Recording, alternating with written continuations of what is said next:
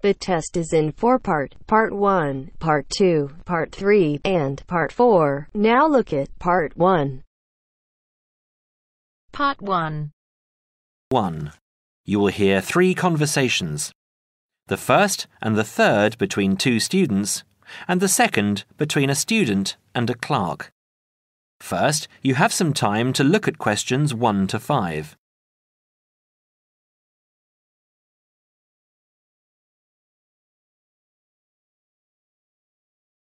Now we shall begin.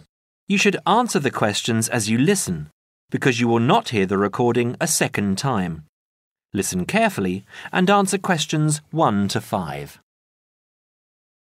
Hi, it's Mike, isn't it? Yes, and you're... Phoebe. Phoebe, right. Where are you headed? I'm looking for the main hall. So am I. Are you going there to register for next year? Yes, I was told to go to administrations and fill in an application form. That's what I'm about to do. I went to information and they told me it was at the end of this corridor. Then we have to turn left and immediately right. That should lead us to the exit, where opposite we should find the entrance to ground level main hall. It's a big old red building. From there we need to go to the first level and then follow the signs. Apparently it's the second office opposite the foyer. It would be pretty hard to miss. That sounds easy. It shouldn't be too hard to find. Well, since we're both heading in that direction, let's go together. Hopefully it won't take too long. I haven't had anything to eat and I'm starving. Me too. Well, how about I go to the canteen and get us something while you make your way to the main hall? I'm sure there's going to be quite a wait. There always is. I can meet you there. Sounds like a good plan. What do you want me to get you? How about a chicken and salad roll and a drink? Okay. What if they don't have a chicken and salad roll?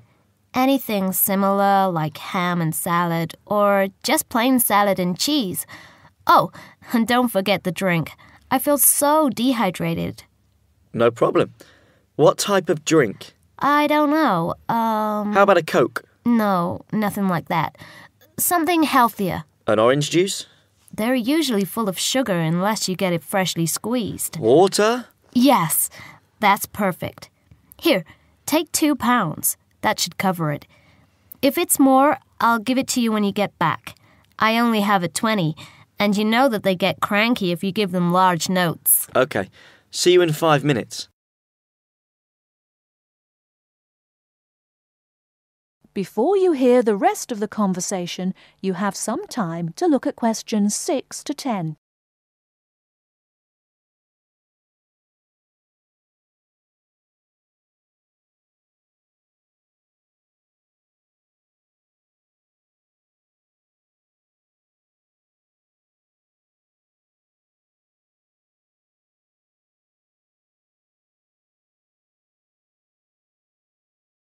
Now listen and answer questions 6 to 10.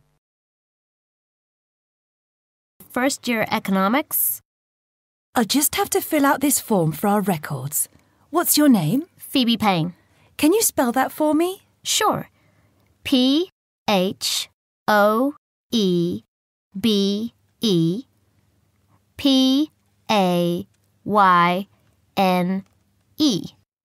Your address? 6 Wainwright Avenue. That's W-A-I-N-R-I-G-H-T, Nottingham. Nottingham. And your phone number? It's not connected yet. I've just moved in. Okay. When you get your phone connected, contact us. I'll just make a note that your phone number is to be advised. I'll do that. What course were you doing? Law? No. Economics. First year. First year economics. Yes, that's right. Okay. Take this card across to the economics department and get it stamped. And then you need to come back here to pay your fees. I've made an arrangement to pay in installments. Do you have any documentation verifying that? Yes, I have a statement from administration. OK, when you return, we'll have a look at it. Thank you very much. Here you are. It was quicker than I thought, but I have to get this card stamped and return here to organise my fees. That's good. It means that I won't have to wait long either. How did you get on? What with? Oh, the food. Well, there wasn't much left, so I got you a cheese and tomato sandwich and water. That's fine. Do I owe you any more? No, I need to give you back £3. But I only gave you 2. Oh, yeah. I thought you gave me a £5. OK, so we're square. So what do I have to do? Go to the desk and give your personal details. Then they'll give you a card that you need to take to your faculty. What's your major? Environmental science. OK, so you'll have to take the card to the environmental science faculty and get the card stamped, return to administration in the main hall, and organise your fees. And that's it? Yes, that means you're registered.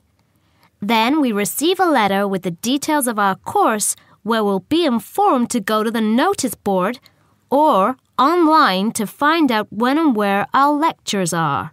OK, let's have this bite to eat first. That is the end of part 1. You now have half a minute to check your answers.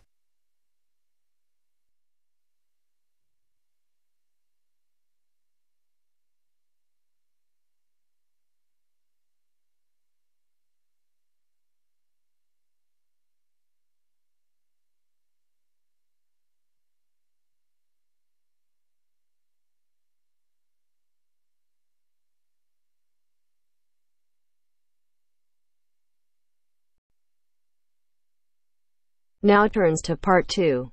Part 2. You will hear an extract from a talk about employment interviews.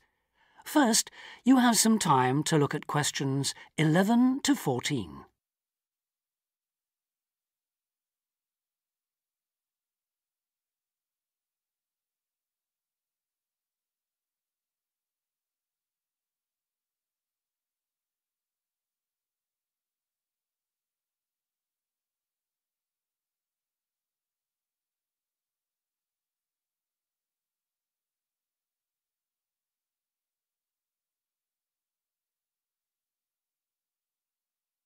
Now listen carefully and answer questions 11 to 14.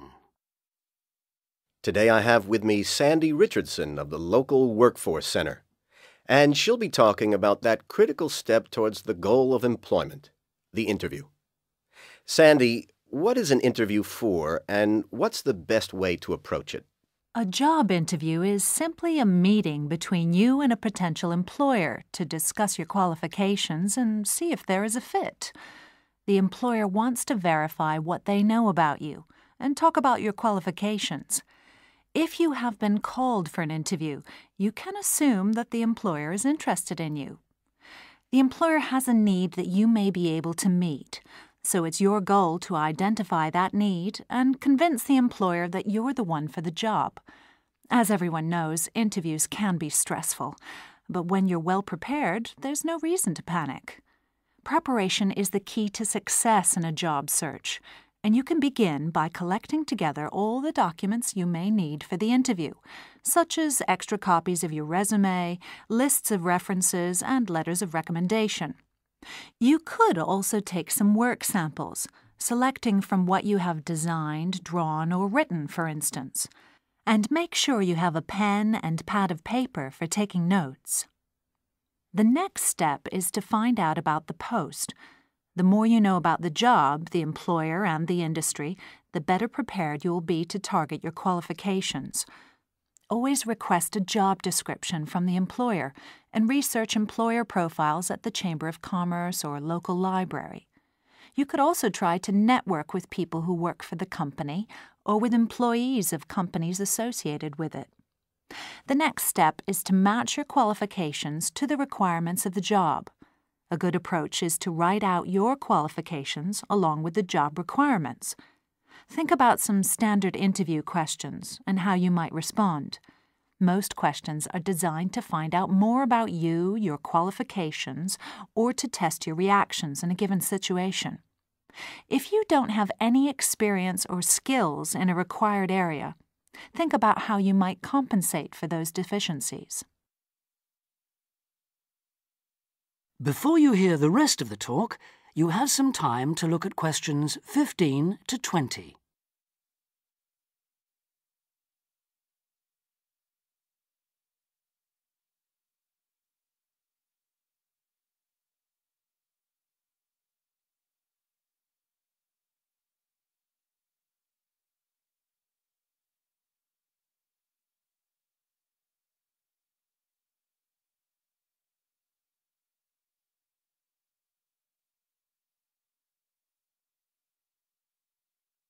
Now listen and answer questions 15 to 20. During an interview, it's important that you be yourself. Get a good night's sleep and plan your travel to be there in plenty of time so that you're not arriving out of breath with 30 seconds to spare. Don't, though, present yourself for the interview too early, 10 minutes at most. In the interview, listen carefully to each question asked. Take your time in responding and make sure your answers are positive. It's important to express a good attitude and show that you're willing to work, eager to learn, and are flexible. If you are unsure of a question, don't be afraid to ask for clarification. In fact, it's sometimes a good strategy to close a response with a question for the interviewer. In general, focus on your qualifications and look for opportunities to personalize the interview. Briefly answer questions with examples of how you responded in comparable situations, from either your life or previous job experiences. Something you should avoid are yes or no responses to questions, but don't dwell too long on non-job related topics. Use caution if you are questioned about your salary requirements. The best strategy is to avoid the question until you have been offered a job. Questions about salary asked before there is a job offer are usually screening questions that may eliminate you from consideration, so be warned. On the other hand, it isn't inappropriate to show your enthusiasm if your first impressions of the interview and of the employer are good ones. So, if the job sounds like what you are looking for, say so. Keep in mind that the interview is not over when you are asked if you have any questions. Come prepared to ask a couple of specific questions that again show your knowledge and interest in the job. Close the interview in the same friendly, positive manner in which you started. When the interview is over, leave promptly. Don't overstay your time. Think about the interview and learn from the experience. Evaluate the success and failures. The more you learn from the interview, the easier the next one will become. You'll become much more confident. To close, here are a few more tips. First, maintain good eye contact throughout the interview and be aware of nonverbal body language. Second, dress a step above what you would wear on the job. Go to the hairdressers, have a shave, etc. Remember that your appearance is a key indicator of whether you have the right attitude, so it can pay to give some thought to how you look. And finally, don't be a clock watcher. That is the end of part 2. You now have half a minute to check your answers.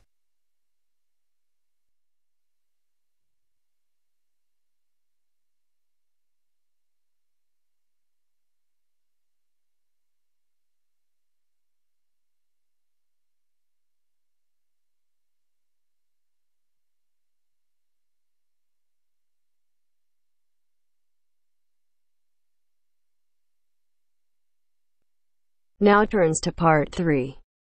Part 3.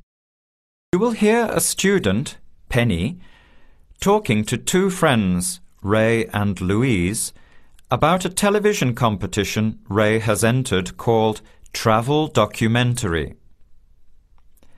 Before you hear the conversation, you have some time to look at questions 21 to 26.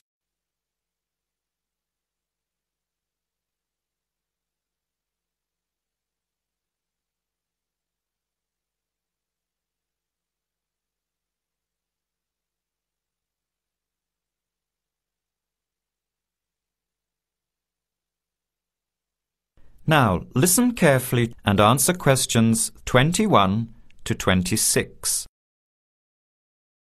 Hi, haven't seen you two in ages. What have you been up to? Hi, Penny. Ray is really excited. He's just been shortlisted for travel documentary. He could be off travelling around the world for 3 months. Travel documentary? What's that? You've never heard of it? Don't you watch TV? Well, actually, no, hardly ever. Especially since I've started working on my thesis. I don't have time to breathe, let alone watch TV. So what's this all about, Ray? Well, actually, it's a competition run by public TV. It involves my two great loves, travel and filmmaking. Is it that program where people are sent around the world making documentary videos? I have heard of it. Fantastic! So you've been chosen? Not yet. I'm one of 34 selected for an interview next week, so I've made it through the first cut. Yeah, there were over 200 applicants from around the country. Pretty amazing, hey? Well, I've been lucky so far. What's the next stage? 13 are chosen from the interview to do a 4-week training course in documentary filmmaking. Then, the 8 finalists get sent off with a video camera to travel around the world. Sounds incredible. What's the catch? The catch is that every 2 weeks you have to send in a 10-minute video from a different part of the world. It's broadcast on TV along with the work of 3 of the other competitors and judged by a panel of experts and the TV audience. So you're under a lot of pressure. Wow, I guess so. You mean you're on television every 2 weeks? Yep, that's right. But first I have to be selected. Do you have to have any filmmaking experience to apply? Some background in photography or video making helps, but you're not supposed to be an expert. In fact, you can't apply if you've already worked in filmmaking. We all get the same 4-week course, so we start with the same skills. Can you go anywhere in the world you want? Each competitor makes up his or her own travel plans and has to get them approved. Before the conversation continues, you have some time to look at questions 27 to 30.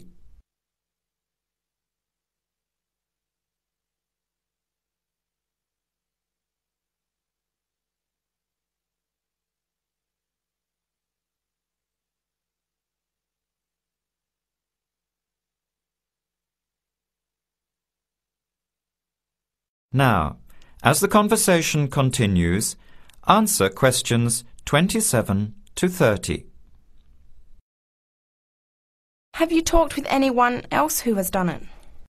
As a matter of fact, just last week, I met Sarah Price, a girl from here who did it last year. What did she have to say about it? She said it was the most amazing experience of her life, but it was really tough at times. I think you'd have to be really brave to take off like that alone with so much responsibility. It's not like going on a holiday, is it? No. 2 weeks in a country, often where you can't speak the language, to find a story, film it, organise all the editing. Then you're off to a completely different part of the world to start all over again. Pretty exhausting, but exciting too. What a way to see the world. What about Sarah Price? Did she have any bad experiences? She said the worst part was when she got some mysterious fever in Mongolia and thought she might have to be sent home. Fortunately, it got better, but she said it was scary to feel really ill when you're alone so far away. So what made you want to apply? When I saw the program on TV a while ago, I thought, this is for me. I've always wanted to travel, but needed to work for a year before I could even think about it. Then a new series started up. I thought, now's my chance. Don't you think you'll be lonely? I don't think I'll have time to be homesick. I'm more worried about having too much to do and not enough time to get things organised. So we might be watching you on television in the next few months. I hope so, if I'm lucky. When will you know for sure? They choose the final 8 in March. A month later, you're on your way. So do you have to pay anything? Nothing. It's all paid for. Course, camera, flights, accommodation and in-country travel. The budget is pretty tight, though. No extras. I sure hope you get it. Then I'll be finding time to watch at least one program on television every week. That is the end of part 3. You now have half a minute to check your answers.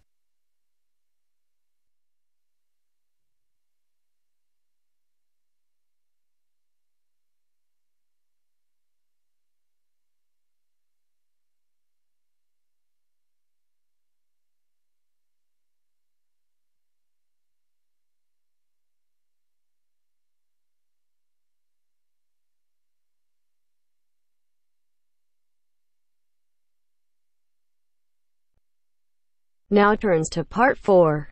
Part 4. Listen to the following talk between two friends and answer the questions with no more than 3 words. First, you have some time to look at questions 31 to 40.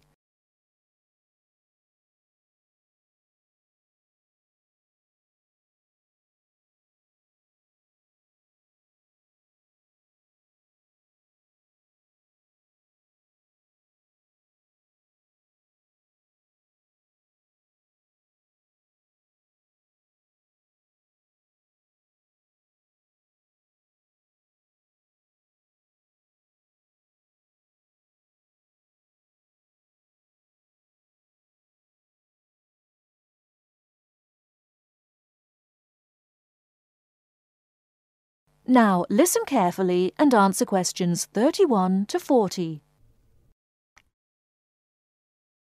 Do you know what, Tom?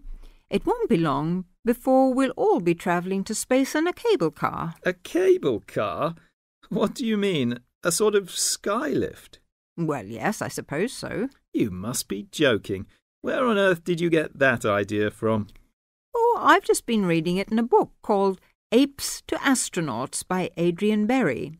He's the science correspondent of the Daily Telegraph, so he should know what he's talking about. He says, wait a minute, I've got it here, page 28. A cable car to the heavens. Oh, honestly, Jane, you surely don't believe all that stuff you read in those sci-fi books? It's not science fiction, it's a fact. Hang on, I'll read you what he says. The space writer Arthur C. Clarke, to whose inspiration we owe the communications satellite, recently outlined a proposal for a new means of space travel, which, he admitted, is so outrageous that many of you may consider it not even science fiction, but pure fantasy. Shall I go on? No, just tell me how he thinks it could be done.